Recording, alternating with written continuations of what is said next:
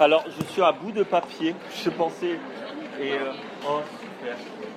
Vous avez... C'est bon, mais super. Merci.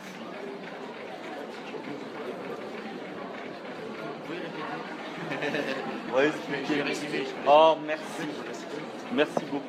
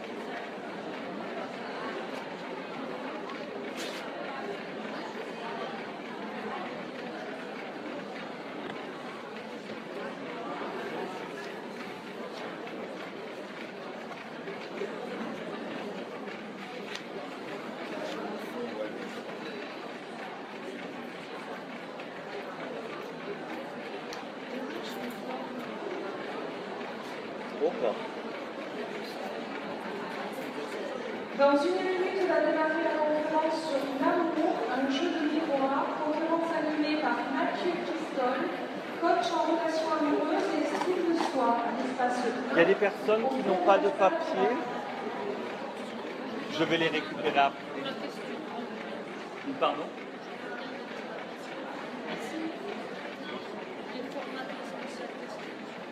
Voilà.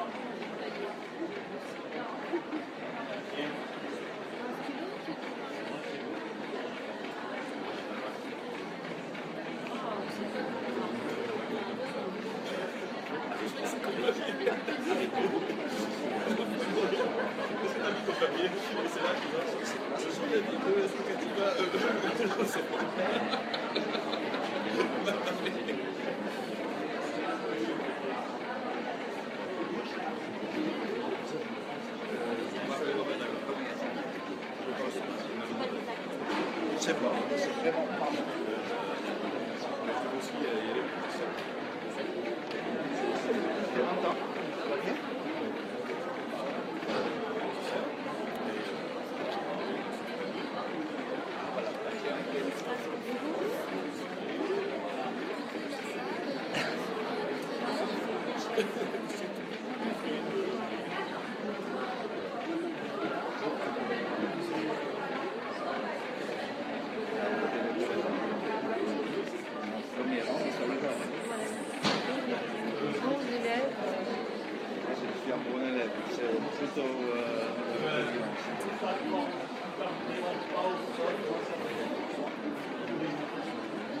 Je vois que j'ai encore une chaise disponible. C'est pas réservé? Oh, c'est gentil, merci. Ça ne fait pas, hein.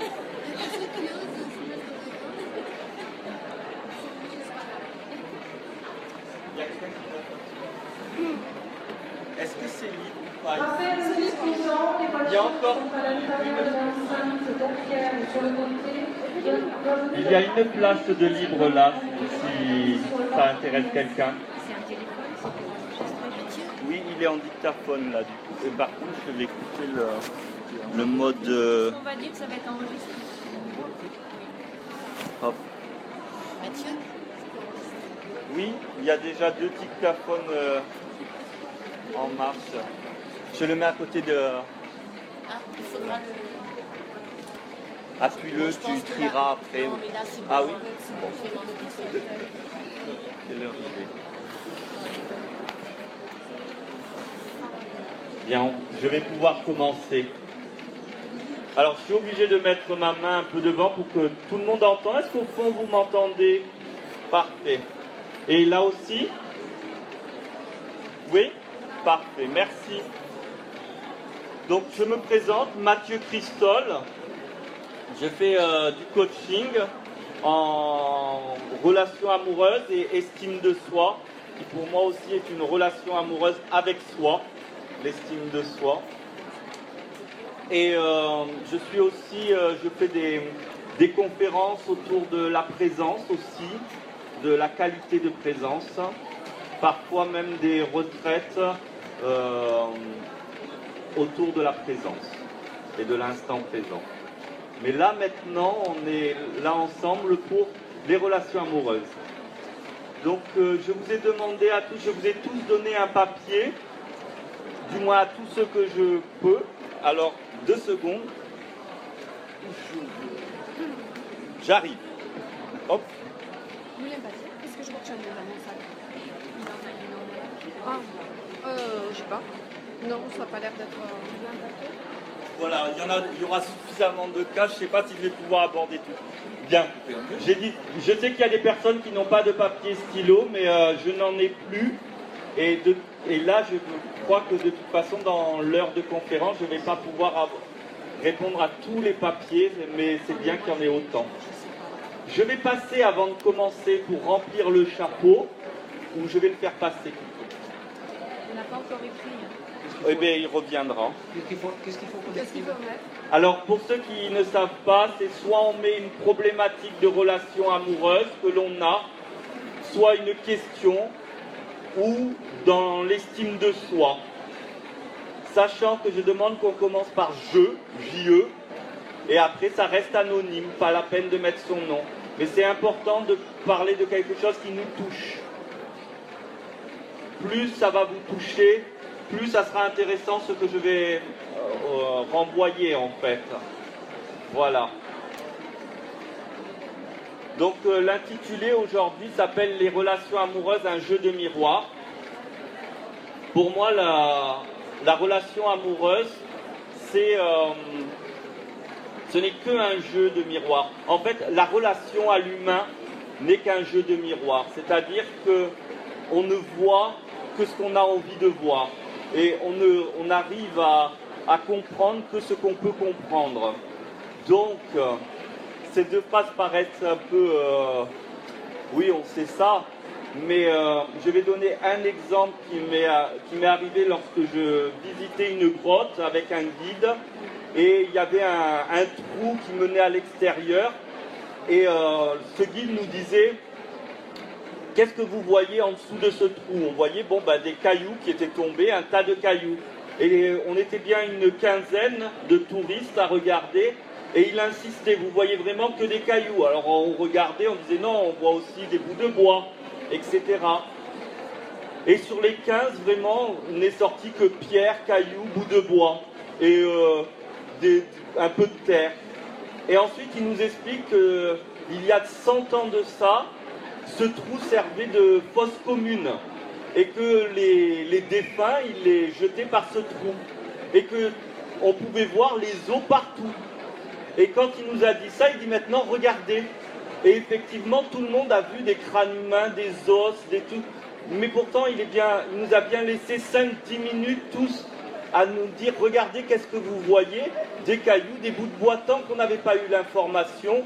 C'était tellement pas inscrit dans notre culture que d'avoir un tas d'os humains devant nos yeux, que notre cerveau n'enregistrait pas l'information. Donc quand je dis on ne voit que ce qu'on peut voir ou ce qu'on veut voir, c'est vraiment même de façon très pragmatique. Alors, vous comprendrez bien qu'au niveau des émotions et de la pensée, qui est un univers bien plus subtil qu'un caillou et un os, eh bien, on ne voit vraiment que ce qu'on peut voir. Voilà. Et donc, toutes les relations sont des jeux de miroir, c'est-à-dire que toutes les relations, quoi qu'on fasse, même la conférence que je suis en train de faire, finalement, on est en train de se parler à soi-même. On est en train de, quand on voit l'autre et qu'on dit « Ah, je le connais, il est comme ci, il est comme ça », on le sait qu'à partir de son propre référentiel. C'est-à-dire qu'on le sait qu'à partir de ce qu'on sait de nous-mêmes, ce que l'on croit de nous-mêmes. Et la relation de couple est magique parce que c'est tout d'un coup, on choisit dans la relation de couple, qu'importe quel type de couple. Et pour moi, le couple, ça commence, même une aventure de quelques jours, c'est déjà un couple. C'est-à-dire quand on veut bien essayer d'être un peu avec l'autre et de se rendre un petit peu fragile avec l'autre. Eh bien, dans cette relation, c'est comme si que cette fois-ci, on prenait un miroir et qu'on l'avait 24 heures sur 24 et devant nous. On l'a en se couchant, on l'a en dormant, on l'a en se levant le matin. Parce que quand on est là aujourd'hui, je me suis apprêté, vous vous êtes apprêtés, on sait se tenir, on a nos codes sociaux. Mais merci beaucoup. Mais quand on est avec quelqu'un toute la journée et chaque jour, nos codes sociaux, eh bien, ils s'effritent un peu, on va dire. On n'arrive pas à être toute la journée souriant et accueillant et dire « Oh, mais oui, c'est bien ce qu'il dit. Oh, il a le droit d'être en colère, c'est son histoire et pas la mienne. » Je sais pas, on m'entend quand même là? Ça va. Et donc, là, on a un miroir parce que ce qui va nous plaire ou ce qui va nous affecter, on aura beau se dire que c'est l'autre, ça nous plaît ou ça nous affecte uniquement parce que ça va toucher des cordes différentes à l'intérieur de nous. Comme si qu'on était, pas une guitare, mais je dirais une harpe, avec une quantité de cordes. Et suivant, si on est préposé, par exemple, on a une facilité à la colère, par exemple, eh bien on va trouver, si notre partenaire est légèrement en colère, on va trouver qu'il est exécrable et que franchement, il est tout le temps en colère. Alors que c'est juste, ça fait résonance très fort avec nous. Et souvent, on a des relations qui vont être répétitives ou qui ne vont pas fonctionner parce que simplement, quand on va vers l'autre, et c'est l'éducation qui nous dit ça, on nous a appris les contes de fées, on nous a appris que quand on sera avec quelqu'un, on sera heureux. Eh bien, quand on va vers l'autre, on attend, parfois inconsciemment, surtout quand on a commencé à faire du développement personnel et tout, on se dit ça y est, j'ai soigné ceci, j'ai soigné cela, j'ai décodé ceci et j'ai décodé cela, et puis arrive une relation et le problème a légèrement changé, mais le problème est existant. Mais parce qu'on va encore rencontrer l'autre. On ne sait pas que quand on rencontre l'autre, en fait, on ne fait que se rencontrer soi. Et que la vie de couple, elle est à la fois extraordinaire et à la fois extrêmement difficile, mais c'est une belle aventure, parce que c'est l'aventure qui dit maintenant, tu n'as pas le choix d'apprendre à t'aimer 24 heures sur 24, minute après minute, jour après jour, que chaque chose que l'on va voir chez l'autre qui nous agace, c'est quelque chose avec lequel on a à apprendre, nous, avec nous-mêmes, à savoir qu'est-ce qu'en nous on est encore en train de rejeter et qu'on n'a pas accueilli avec amour. Et quand on commence à fonctionner comme ça, eh bien l'autre, le partenaire ou la partenaire peut ne pas changer, mais la relation va commencer à changer. Et plutôt que de demander des questions, maintenant que j'ai tous les papiers, eh bien je vais m'appuyer de tous les témoignages pour donner des angles de vue à partir de cette idée du jeu de miroir. Merci. Oh.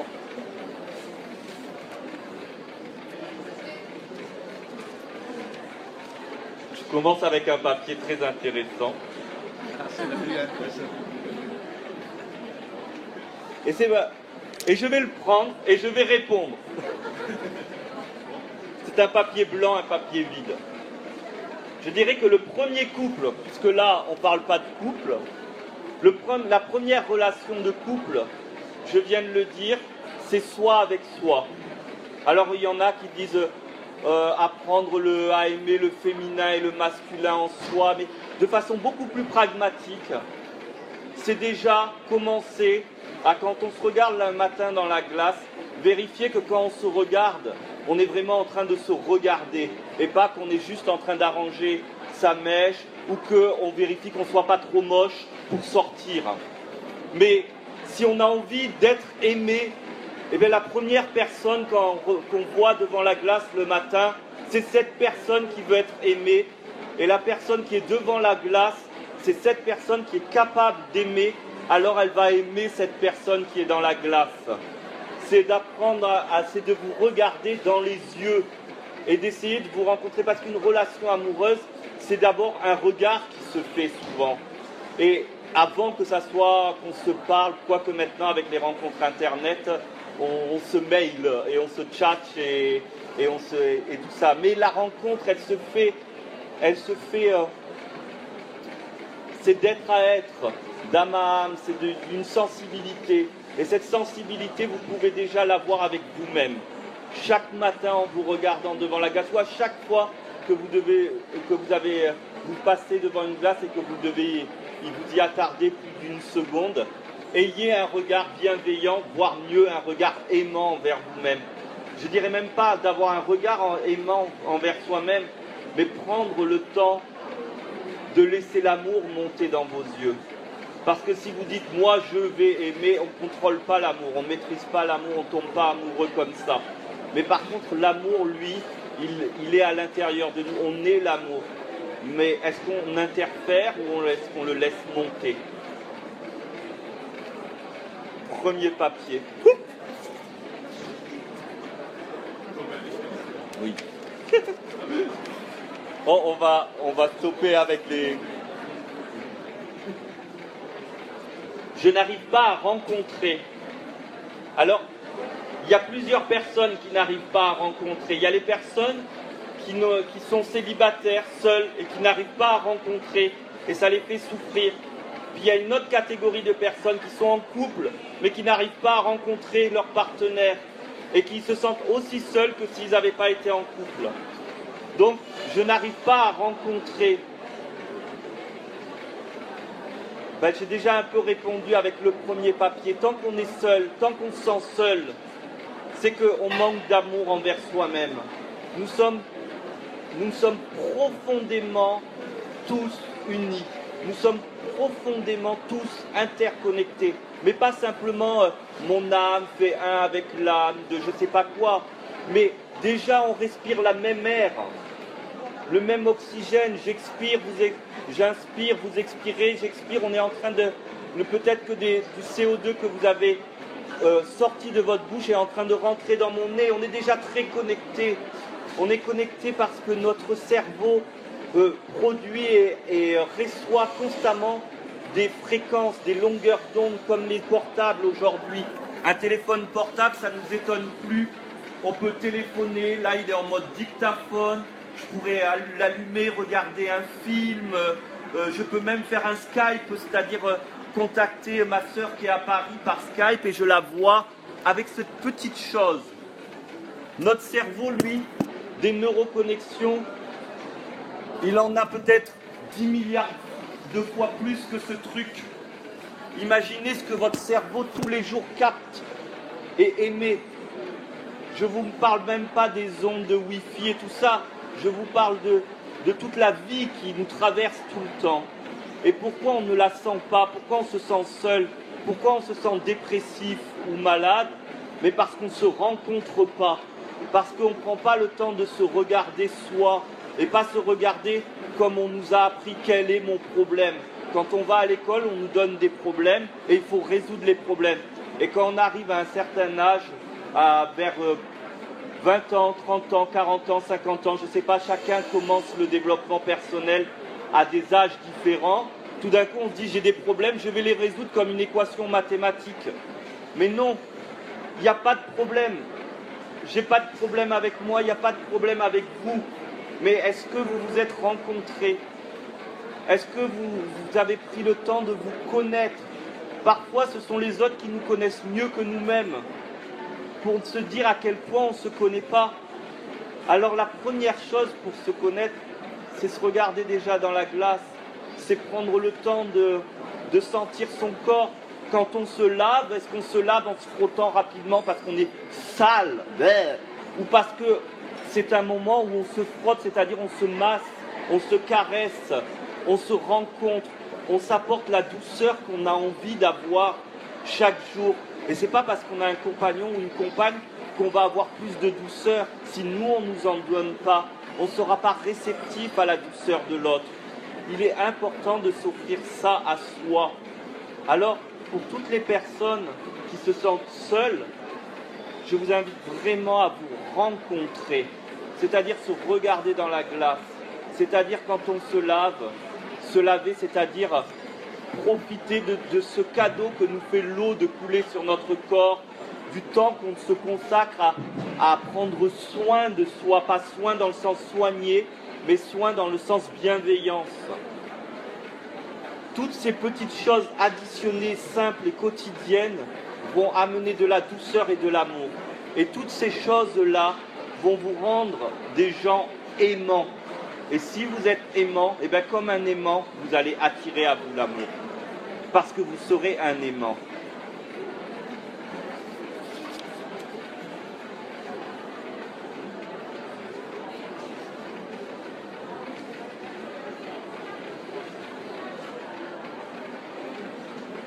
Je suis en état de perturbation affective.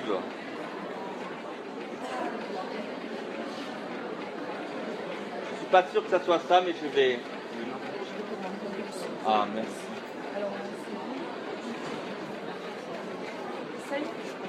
Là, vous m'entendez? C'est mieux? Ah. C'est mieux au fond? Ça va? Un petit peu plus. Vas-y. Là, ça va? Ouais. Alors, essaye. Là. 1, 2, 3. Merci. C'est ok. Merci, Marlène.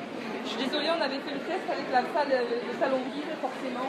Mais oui, c'est pas pareil. Donc, je suis en état de perturbation émotionnelle. Tout d'abord, les émotions, c'est quelque chose qui est constamment fluctuant. C'est-à-dire que l'étymologie même de émotion, c'est le fait que c'est éphémère. Donc ça change constamment. Et nous, on aimerait la stabilité, parce qu'une fois de plus, dans notre éducation, on nous apprend que, eh bien, quand c'est comme ça, c'est pas autrement. Mais s'il y a un truc où ce n'est vraiment pas vrai, c'est dans les émotions. Parfois, on est en colère, et le temps qu'on se dise qu'on est en colère, on a déjà changé d'état émotionnel, qu'on est encore en train de se dire pourquoi je suis en colère. L'émotion, c'est très rapide, c'est instable, et l'émotion, c'est un cadeau qui nous vient du fond de nous, c'est un cadeau qui vient apporter un message. Et ce message, je ne sais pas ce que c'est, mais vous, à l'instant T, quand vous le vivez, si vous prenez le temps d'écouter cette émotion, de la vivre cette émotion, d'oser, je suis en colère, j'ose être en colère. Je suis amoureux, j'ose être amoureux, c'est pas grave que l'autre il m'aime pas. Déjà c'est génial que je sois amoureux, moi, d'être amoureux. Alors je prends le temps de le sentir et de voir ce que ça me témoigne. Et ça ne va pas forcément me témoigner quelque chose d'intellectuel ou psychologique. Ça va aussi me témoigner peut-être simplement un état. Ça va peut-être simplement me repositionner. Je vais prendre l'exemple de la colère. Très, très, très souvent, la colère, ce n'est pas systématique, ce n'est pas une règle figée. Mais très souvent, la colère arrive quand il y a transgression de notre espace personnel, de notre limite à nous. La limite personnelle, elle est vraiment, elle dépend de chacun. Il y a des gens, leur limite, ils semblent ne pas en avoir, mais en fait, elle est différente de quelqu'un qui aura besoin de beaucoup de sécurité. Mais dès qu'il y a transgression physique, ça c'est clair, mais transgression dans l'intention, par exemple, nous, on ne s'en aperçoit pas au niveau de notre conscience, mais notre cœur, il s'en aperçoit et il nous le témoigne. On se met en colère. Mais qu'est-ce que j'ai à être en colère contre cette personne? Mais parce qu'il se passe quelque chose qui n'est pas juste pour nous-mêmes. Et ce n'est pas à l'autre de changer, c'est à nous de sentir ça et de continuer à écouter ça pour justement revenir à qu'est-ce que j'ai envie. Et qu'est-ce que j'ai envie va me ramener à ma place, à ma position. Et je vais pouvoir de nouveau me sentir bien. Peut-être que c'est se sentir bien, c'est de sortir du lieu. Ou peut-être ça va être simplement d'être OK avec cette colère, c'est tout. Mais ce qui va se passer, ça dépend de l'instant T. Si on l'écoute, nos émotions sont des vraies boussoles. Pour l'instant, avec ce que je tire, je ne parle pas beaucoup des relations amoureuses, mais indirectement, j'en parle.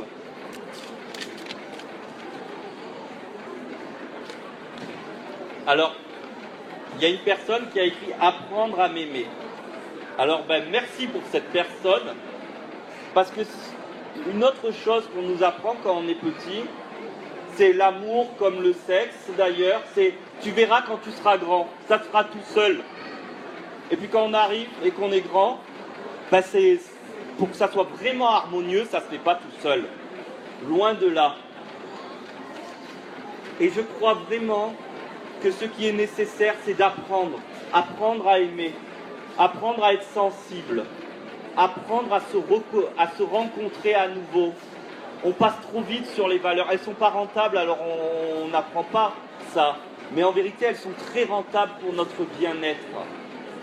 Pour notre propre bonheur. Je me souviens d'une personne que j'avais accompagnée parce qu'elle voulait absolument rencontrer l'amour de sa vie. Alors je l'ai accompagnée, et un jour elle m'a dit « J'arrête les accompagnements, je te remercie, je suis très heureuse, j'ai plus du tout envie de rencontrer d'hommes, je suis trop en amour avec moi. » Donc je dis « Tant mieux, si ça te va, c'est super. » Parce que si c'est pour rencontrer encore un homme et continuer à être malheureux ou malheureuse pour ce cas-là, c'est pas bon. La cible n'est pas atteinte. On tire une cible, on pense qu'on veut rencontrer un homme ou une femme, mais en vérité, on tire tous sur la même cible. Le bonheur. On veut le bonheur, rien d'autre. Alors si c'est avec un homme ou une femme, tant mieux. Mais le bonheur, quand il est là, le reste, c'est la cerise sur le gâteau. Donc, apprendre à s'aimer, il n'y a pas de date de péremption. Jusqu'au dernier souffle, jusqu'au dernier moment. Parce que c'est fluctuant, parce qu'on change. Déjà là, depuis qu'on a commencé, il y a des idées qui viennent pour certaines personnes et qui vont faire son chemin et qui changent comme un jeu de domino dans la tête. Mais aussi au niveau de nos cellules. On a déjà plein de cellules qui sont parties et certaines sont en train de se créer. On est tout le temps une personne différente, chaque minute, chaque instant, on change. Et il suffit de voir les photos de notre naissance jusqu'à maintenant. Alors là, il n'y a pas photo, comme on dirait. On change tout le temps. Ou quand on tient des cahiers, des écrits, ou on écrit des choses et qu'on les relit 10 ans plus tard, on dit « Oh là là, je pensais ça avant !» On change tout le temps. Donc apprendre à s'aimer, c'est dès cette seconde, là, maintenant, jusqu'au dernier souffle. Comment ? En se rencontrant, en s'écoutant, et les choses viendront, la vie va nous fournir le reste. Qu'est-ce qu'une bonne relation amoureuse? Les signes, les faits, une bonne relation amoureuse. Maintenant, je vais répondre à la relation amoureuse avec l'autre. Si ça nous fait waouh, déjà c'est un bon point de départ. Si à un moment donné, ça ne nous parle plus, d'abord prendre le temps de sentir pourquoi. D'abord se rencontrer et se parler à soi-même. Et ensuite, si ça ne va pas, aller rencontrer l'autre et parler avec l'autre. Ne présupposez pas ce que pense l'autre. On ne sait même pas ce qu'on pense nous-mêmes et on veut savoir déjà ce que pense l'autre. « Oh non mais j'ai pas besoin, je sais exactement pourquoi il fait ça, parce que sa mère ceci, parce que son père cela. » On n'en sait rien. Parfois c'est très très simple. Parfois c'est juste une histoire d'un verre qui n'a pas été remis à sa place. Parfois c'est très profond. Mais ne présupposez pas. Je ne sais pas, pour ceux qui connaissent les 4 accords Toltec, c'est le premier accord. Ne pas préjuger de ce que pense l'autre. Et le meilleur moyen, c'est d'aller communiquer et de parler avec ça. Je ressens ça. Je pense ça. Et pas tu penses ça, vous pensez ça. Parce que ça, c'est de l'arrogance. On n'est pas télépathe. C'est pas vrai. On ne sent pas. Et même pour ceux qui ont des dons, c'est très limité ces dons. Il vaut mieux aller rencontrer l'autre. Moi, je dis que j'ai des dons. Pourtant, je questionne tout le temps l'autre parce que je me méfie de mes dons. Je préfère que l'autre me témoigne de lui-même. Alors, ça va être une bonne relation amoureuse ou amicale. Je n'ai pas confiance en moi et donc très jalouse dans ma relation amoureuse, pas confiance en l'autre. Alors, souvent la jalousie, et le manque de confiance naît avec une histoire, des histoires de blessures. Et cette jalousie, effectivement, la personne l'a témoigné directement, elle témoigne d'un manque de confiance intérieure. Et ce manque de confiance intérieure témoigne d'un manque de rencontre et d'amour avec soi. Parce que si le partenaire ou la partenaire va nous tromper, va voir d'autres partenaires alors qu'il y a eu un contrat oral ou écrit sur lequel on s'est dit mais nous, la fidélité c'est important, parce qu'il y a des couples où c'est pas ça, et la tromperie ça peut être encore autre chose. Mais je vais prendre le cas classique de base. Un homme ou une femme va avoir des relations avec un ou une autre partenaire et c'est censé être notre compagnon. Eh bien, je renverrai, ça va peut-être être brutal ce que je vais dire, mais en quoi vous vous trompez, vous, avec vous-même? En quoi vous vous trahissez, vous, avec vous-même, qui fait que ça se rejaillit dans votre couple? Quelle est la tromperie qui existe en vous et qui renaît dans votre couple? Quel manque d'amour ou quel manque de sensualité vous avez envers vous-même qui fait que l'autre est parti voir ailleurs parce que vous fuyez vous-même? Et si vous regardez, si vous osez regarder ça avec radicalité, c'est-à-dire j'arrête de penser que c'est la faute de l'autre, je ne vais pas me martyriser et dire je suis coupable. Je sais que j'ai l'occasion, j'ai le pouvoir d'aller m'aimer, d'aller être bon avec moi-même, de m'offrir ce que le monde extérieur ne m'offre pas. Eh bien, vous allez voir que ça va changer. Soit le compagnon ou la compagne avec qui vous êtes, vous aurez la force de dire ben, c'est fini, et peut-être votre histoire va s'arrêter là, mais vous serez soulagé. Ou peut-être vous aurez la force de dire ça, cette situation c'est fini, et vous saurez ensemble faire le point et repartir sur un nouveau départ. Ça, peu importe. Mais si vous commencez à vous regarder vous, en quoi je me trahis, quelle malhonnêteté j'ai en moi qui fait que je pense l'autre être potentiellement malhonnête. Parce que celui qui n'a aucune malhonnêteté en lui, une fois qu'il se fait trahir, il a les yeux ronds comme ça, il fait « Oh bon ?» Parce que ça n'existait pas en lui. Et celui qui vraiment est en amour avec lui, ça n'existe même pas, cette tromperie. Je ne dis pas qu'il ne peut pas se faire tromper, mais il y a quelque chose de plus profond qui fait que ce n'est pas possible. Et si ça doit être possible, c'est su.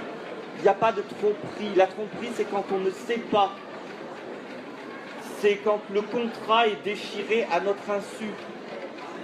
Mais quand c'est en commun accord, quand on le sait, quand on est conscient, c'est pas de la tromperie.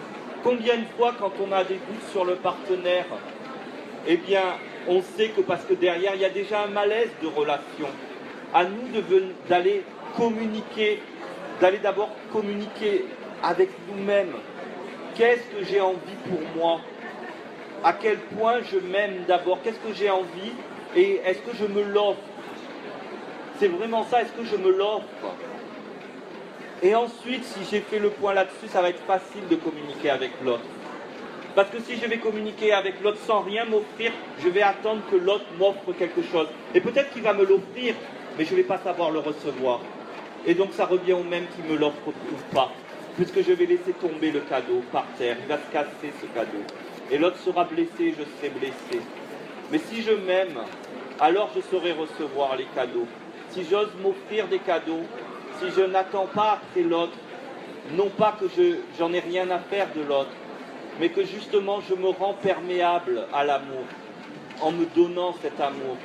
Je deviens quelqu'un qui étanche sa soif d'amour d'abord par soi-même et qui est heureux quand on lui apporte aussi de l'amour. Je me regarde dans le miroir et je me pose des questions. Est-ce que l'estime de soi commence par ça? Bon, eh bien il se trouve que j'ai un peu répondu à cette question.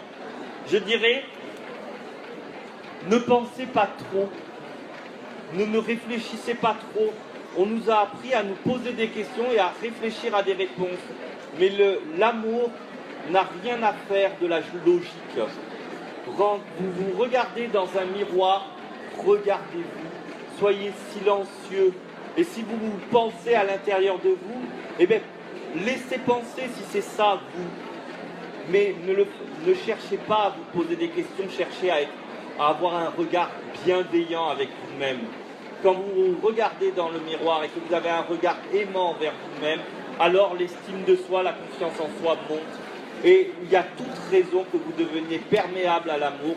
Et si vous êtes perméable à l'amour, la vie ne supportant pas le vide, elle viendra remplir ça. Mais il faut commencer à amorcer la pause et commencer à s'aimer de façon très sérieuse, je dirais.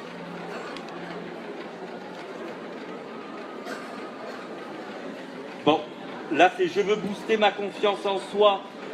Ben, je dirais que le premier pas c'est ça, et après ben, vous pouvez vous faire accompagner si c'est nécessaire, mais je dirais suivez vos envies.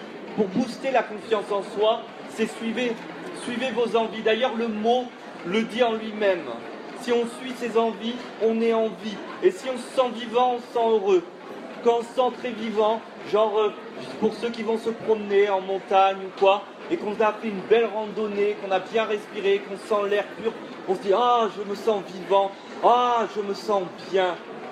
On n'a pas besoin d'aller à une montagne, si tous les jours on se rencontrait, on se sentirait bien, même au cœur d'un F1, en plein milieu d'une cité polluée, on se sentirait bien, parce que la première air pur qui existe, c'est l'air saturé d'amour.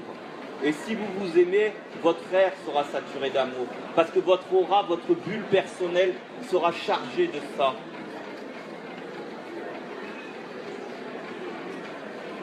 Je crains l'attachement dans la relation. Alors, la relation, c'est toujours un attachement. Il y a toujours un attachement. Mais qui dit attaché ne dit pas qu'on ne peut plus se détacher. Quand on a envie de se détacher, ben, il est temps de s'écouter. C'est tout. On peut avoir peur de l'attachement, et je comprends, parce qu'on va avoir peur de perdre sa liberté, de plus être soi-même. Parce que combien de couples se mettent ensemble parce qu'ils pensent que l'autre va nous aimer. Mais cette idée, c'est « j'aimerais que l'autre m'aime ». Et inconsciemment, l'autre phrase, elle se dit jamais à voix haute, comme j'en ai besoin. Et comme j'en ai besoin, ben ce besoin-là, il n'y a que vous qui allez pouvoir y répondre. Vous seriez avec l'amant ou l'amante la plus aimante du monde. Elle vous saturerait d'amour. Il y a une case qui est besoin d'amour, celle-là, il n'y a que vous qui la remplirez. Personne d'autre, pas même vos enfants. Parce que par exemple, il y a un autre type de personne aussi qui est « Oh, ben quand j'aurai un enfant, j'aimerais comme une mère ou un père, et puis voilà, ça sera ok. » Bon, ça marche, c'est comme les relations amoureuses, ça marche au début. Mais très vite, le gouffre revient, il est encore plus fort parce que on accumule le sentiment de s'être trompé. Mais parce que ce besoin d'amour, il n'y a que vous qui pouvez le remplir. Cette case-là, elle est qu'à vous. Il n'y a que vous. Vous devez être la personne absolument la plus égoïste du monde dans ce domaine-là. Aimez-vous en premier. Écoutez-vous, parce que la relation avec l'autre sera toujours une relation soit de résistance, soit de conflit, si vous n'êtes pas dans une recherche de vous aimer vous-même. Parce que vous êtes forcément en conflit ou en résistance avec vous, donc vous ne pouvez que offrir de la résistance ou du conflit avec l'autre. Et vous pourrez vous raconter toutes les histoires du monde, mais en vérité vous serez en conflit ou en résistance, et vous savez que j'ai raison, parce que si vous le sentez, si vous prenez 2 minutes pour le sentir, vous le savez que c'est ça qui se vit à l'intérieur de vous. Mais quand vous osez vous aimer, eh bien, vous commencez un autre chemin qui est celle de la rencontre.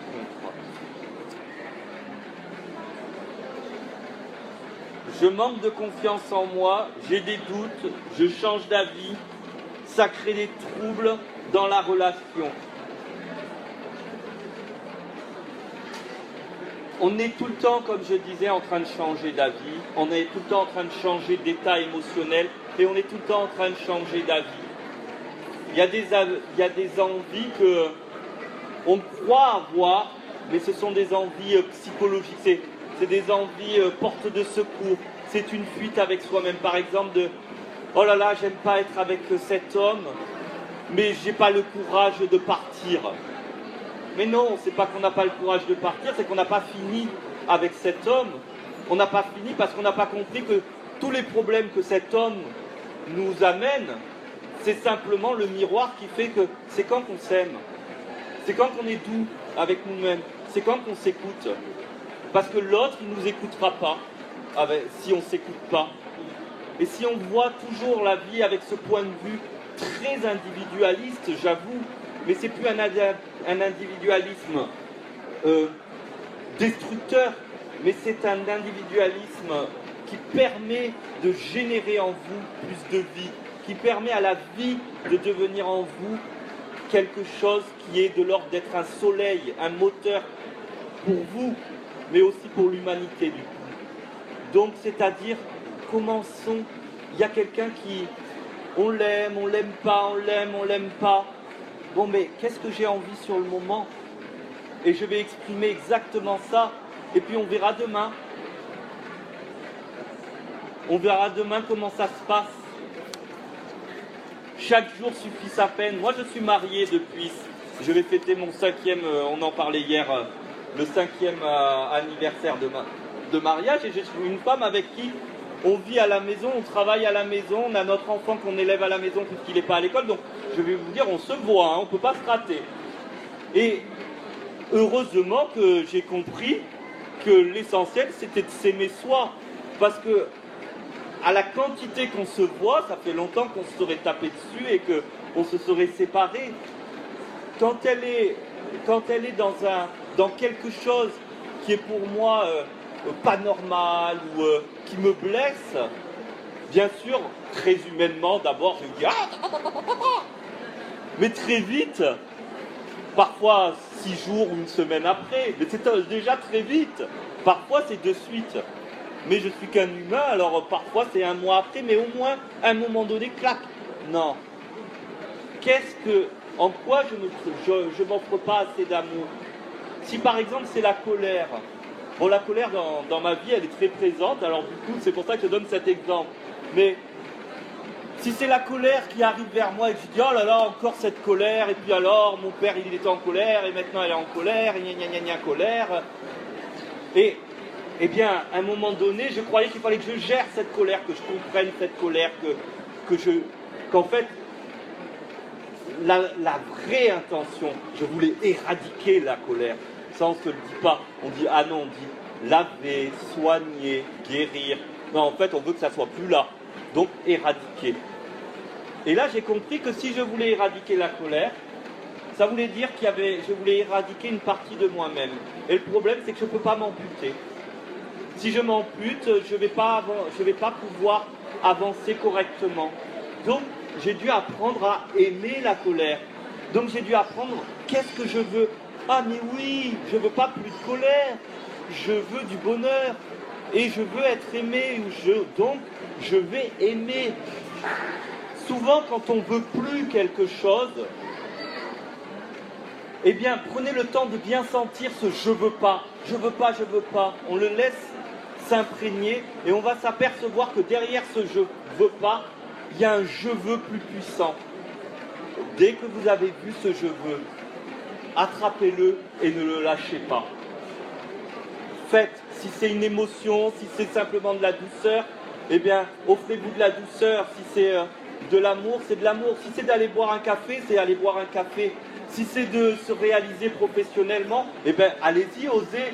Si c'est je ne sais pas, osez dire une chose à votre compagnon ou votre compagne parce que vous n'avez pas osé le dire, eh bien, prenez le temps de sentir ce « je veux » et vous allez voir comme ce « je veux » à un moment donné va prendre tellement de place que vous allez placer votre phrase mais parfaitement bien, sans effort. Ne soyez pas trop précipité, laissez cette force, cette envie, cette force de vie se monter. Et pour qu'elle monte, eh bien c'est comme une fleur, arrosez-la. Mais là, on ne l'arrose pas d'eau, on l'arrose d'attention. Je fais attention à mes envies croissent. Et quand elles arrivent à maturité, elles s'expriment. Et elles s'expriment naturellement. C'est beaucoup plus facile que de dire oh, j'ai envie de dire ceci à cette personne, mais j'y arrive pas et on se force et du coup on le fait maladroitement et ensuite l'autre il n'entend pas, il comprend pas et finalement on revient au point zéro. Laissez cette envie monter. Parfois elle monte tellement que c'est l'autre qui vient nous le dire. Parce que cette envie, nous on croit qu'elle est à l'intérieur de nous, mais cette envie elle est globale. Elle ne commence pas à l'intérieur de nous, elle ne finit pas à l'intérieur de nous, elle est bien plus vaste que nous. Ce que nous on définit comme nous, notre corps, juste ça, c'est rien. La pensée, là, mes paroles qui sont des pensées, elles se véhiculent jusqu'au fond là-bas. Mes émotions, quand elles se propagent, et on le sait quand on rentre dans le bus, on sent quand la personne à côté est mal ou pas mal, même qu'on soit médium ou pas médium, on sent qu'il y a un truc. Donc, son état transpire au-delà de son corps.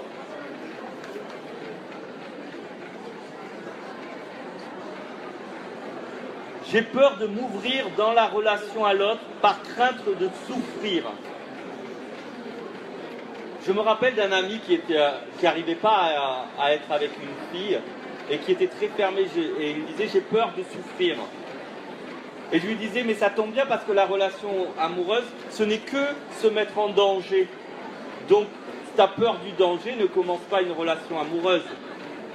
Parce qu'il n'y a rien de plus dangereux qu'une relation amoureuse. Parce qu'au final, on va finir tout nu devant l'autre, dans le sens propre comme figuré, si on reste longtemps avec la personne. Et donc, forcément, c'est dangereux. Mais quelle belle opportunité, parce que comme ça va nous obliger à nous mettre tout nus, on va peut-être voir des choses de nous-mêmes qu'on n'avait jamais vues avant. Parce qu'on a l'habitude de poser des masques sociaux, mais le problème, c'est que rentrer chez nous, on continue à les porter, ces masques sociaux. Et du coup, on ne se connaît pas. Mais quand on est avec l'autre, et que l'autre nous fait « Bon, t'arrêtes de faire ton machin, là, c'est bon, on n'est plus avec les amis, tu peux redevenir toi-même. » Blam ! Notre masque social, il est vu. Alors, soit on reprend « Ben non, n'importe quoi, je suis moi-même tout le temps. » Ou alors, on accueille. Et c'est une occasion pour nous d'être nous-mêmes pour de vrai et d'oser et de se sentir et de s'aimer. Mais je suis d'accord avec vous, avec celui qui l'a dit et ceux qui osent le penser, ça fait super peur. Et ça peut faire souffrir, c'est le risque, mais aussi d'être seul, ça fait souffrir aussi. Donc bon, on peut le tenter quand même alors, parce que de toute façon, on n'échappera pas à la souffrance. En tout cas, on n'échappe pas à la souffrance en l'éradiquant. On échappe à la souffrance comme pour la colère, comme pour la jalousie, en apprenant à l'accueillir, à l'aimer. En fait, on échappe à la douleur quand on commence à aimer. Et c'est pas qu'on échappe, c'est qu'elle devient supportable, elle devient tolérable. Elle n'affecte pas la totalité de notre être. Et plus on a l'habitude, et plus elle devient localisée, et elle devient le témoignage de quelque chose pour nous-mêmes. Mais tant qu'on essaye de se battre contre ça, c'est un mur qui ne fait que croître.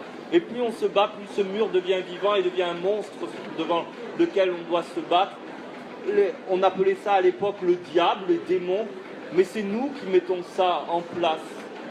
J'aime bien dire que démon, l'étymologie, ça veut dire diviser. Et on est divisé quand on ne se rencontre pas. On est divisé quand on ne cherche pas à se connaître et s'aimer soi-même. Pas se connaître, de faire une psychanalyse et de savoir notre histoire. Parce que connaître mon passé, il est passé, peu importe. C'est bien d'en savoir un minimum. Mais se connaître là, maintenant. Qui peut dire que là, maintenant, il sait qui il est, il sait dans quel état il est. Prenez juste ce temps, quelques secondes. Je suis comment là? Et je suis comment, c'est en fait, je suis qui à cet instant? Je suis qui? Je suis le calme. Je suis qui? Je suis heureux. Je suis qui? Je suis perplexe. Je suis qui? Je suis curieux. Je suis qui? Je suis qui à cet instant? Et ça suffit. Ça suffit pour tout le reste de la vie. Ah, j'ai dit il n'y avait pas de question. Il y avait écrit les relations Internet, sur Internet mais sans rien. Mais non, il y a écrit comment revoir une relation sentimentalement sérieuse. Comment avoir une relation sentimentalement sérieuse sur Internet? L'intérêt d'Internet, le grand intérêt dans les relations sur Internet, c'est qu'on peut discuter avec la personne. Donc, c'est-à-dire qu'on peut apprendre à se raconter et à écouter l'autre, comment il se raconte. Est-ce qu'il ment ou il ment pas? Mais même dans la vraie vie, on ne sait pas vraiment. D'ailleurs, souvent, on se ment nous-mêmes, on ne le sait même pas. Donc, plutôt que de chercher à savoir quand on a un bon contact Internet, de savoir est-ce qu'il nous ment ou il ne nous ment pas, c'est est-ce que je me mens ou je ne me mens pas moi. Et si je réponds à cette question, je vais sentir à l'intérieur de moi où j'en suis avec cette relation Internet.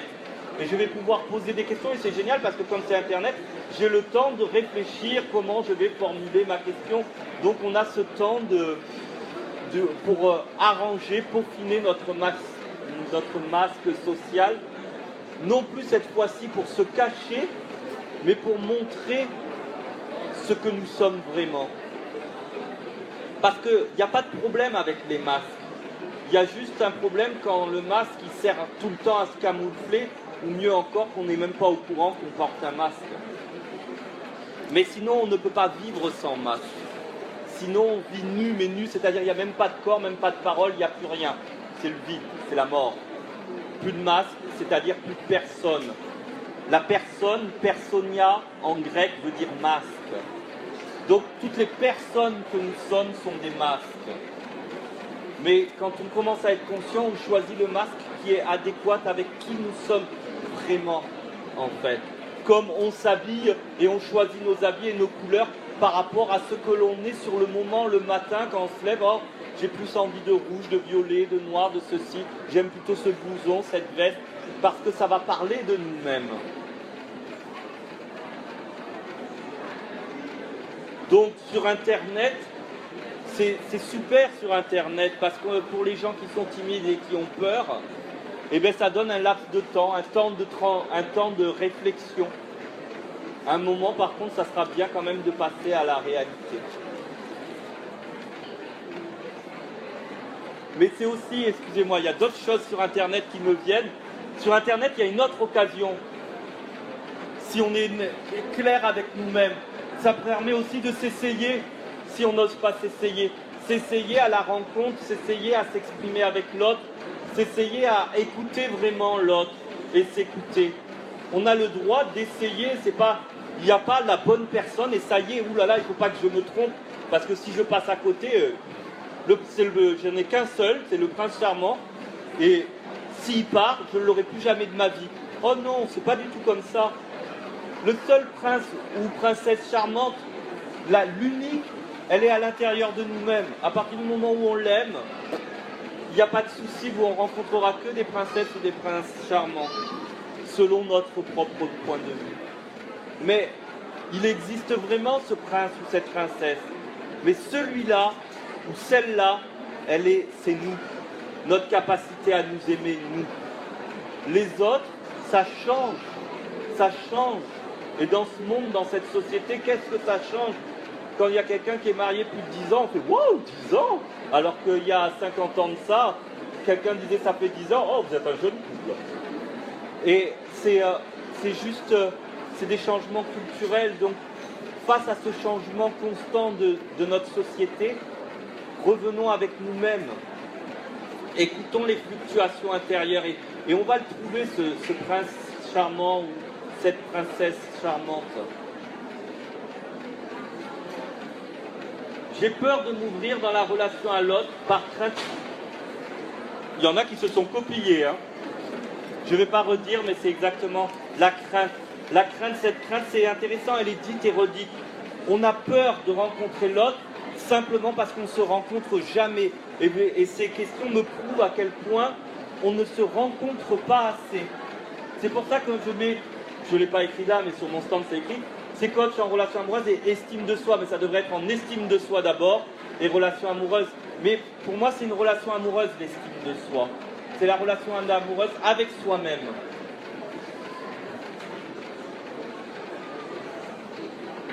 Et forcément, tant qu'on n'est pas allé vers soi, on a du mal à aller vers l'autre. Je me répète parce que c'est toujours les mêmes papiers pour l'instant.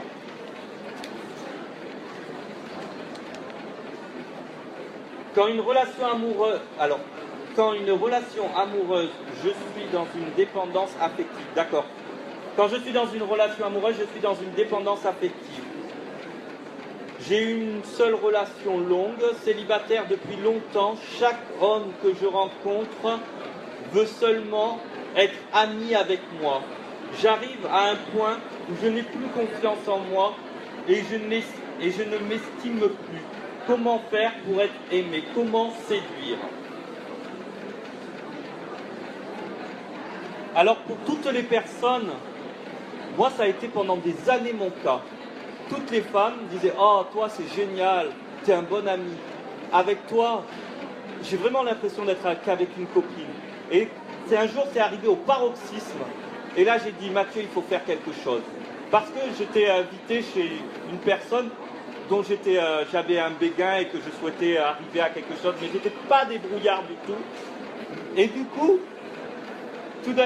elle était avec une autre amie et tout d'un coup, elle dit « Oh, je vais me changer. » Elle fait « Oh, mais je peux me changer devant toi, t'es comme une copine, on s'en fout. » Et là, pour moi, ça a été le sommet. J'ai dit « Là, Mathieu, il va falloir faire quelque chose parce que en vérité, quand je la regardais, c'était pas du tout la fille qui regardait une fille, c'était bien un homme qui regardait un corps de femme nue. Et elle ne voyait pas ça.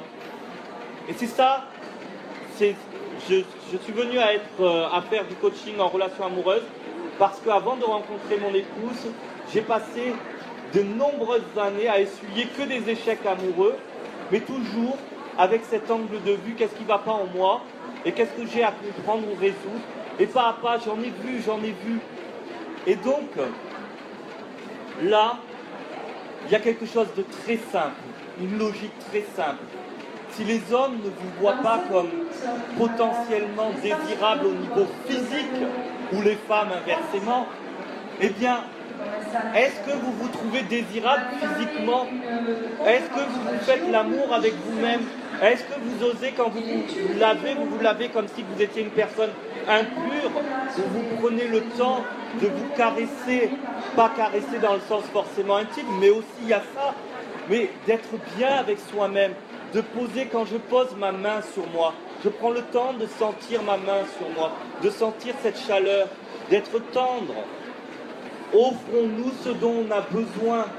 Et pour l'inverse, pour toutes les femmes, parce que c'est souvent chez les femmes, mais il existe des hommes qui sont victimes de ça, qui veulent rencontrer des hommes et que l'homme ne voit qu'un bout de viande sur lequel il va s'éclater. Je mets la caricature exagérée, mais est-ce que vous êtes en paix avec tout votre monde intérieur, votre intelligence, votre affectivité? Est-ce que vous osez ça avec vous-même? Ou est-ce que vous avez trop de manque de confiance et donc vous mettez tout sur le physique? Si vous avez manque de confiance, faites des petits gestes d'amour envers vous-même. Et jour après jour, la confiance va croître. La confiance, elle ne vient pas du jour au lendemain. La confiance, c'est des petits grains de sable chaque jour. Mais chaque jour, quand vous buvez un café ou un thé, prenez le temps de le sentir. Que ce moment soit sensuel, c'est-à-dire que vous ayez le temps de sentir tous les sens, le parfum de ce café, le parfum de ce thé ou de cette boisson. Si vous n'en avez plus envie, mais que la tasse est aux 3/4 plein, que vous ayez le respect de ne pas continuer de boire. Parce que si vous ne continuez à boire, vous êtes en train de vous violer. Alors pourquoi, si vous violez, on n'ira pas vous abuser? C'est dur ce que je dis, mais c'est vrai. Combien de fois on ne s'écoute pas? Combien de fois? Alors il y a des choses, je suis d'accord, où il y a des plannings et des contingences, où on n'a pas toujours le choix. Mais il y a plein de domaines qui sont très nombreux, où on a le choix et on ne prend pas ce choix. On se transgresse, on n'a plus faim. Oui, mais il y a des gens qui meurent de faim. Ma mère et mon père m'ont toujours dit ça, parce que mes grands-parents ont vécu la guerre. Soit, mais on ne vit pas la guerre là. Alors si on n'a plus faim, on arrête de manger, on ne continue pas à remplir son estomac au point que dans quelques temps, on va chez le médecin et qu'il nous dit « Bon, ben vous avez une cirrhose, monsieur, il va falloir faire attention. » Ou un diabète, parce qu'il va falloir faire attention. Tout ça parce que nos grands-parents ont vécu la guerre, alors on ne s'arrête pas de manger, parce qu'au cas où, on est toujours en train de se violer, on est nos propres assassins. Donc, en amour, c'est super important. La sensualité, c'est pas que les caresses, c'est pas que le sexe. La sensualité, c'est aussi, c'est l'heure. Wouh! C'est d'accord. C'est la dernière réponse et la sensualité, c'est aussi la nourriture, c'est aussi notre manière de regarder le monde. Et je vais conclure avec ça. Et j'ai le stand qui est juste à côté si vous avez d'autres questions, puisque j'ai explosé mon temps apparemment. Non, ça fait 1 heure, ça va. Je vous remercie à tous.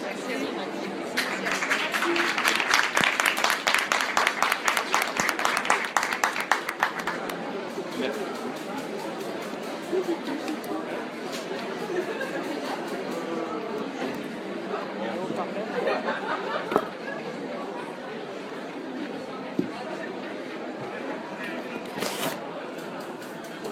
Merci beaucoup. Ah oui, je veux bien les stylos, s'il vous plaît. Dans 2 minutes, on commence la référence sur la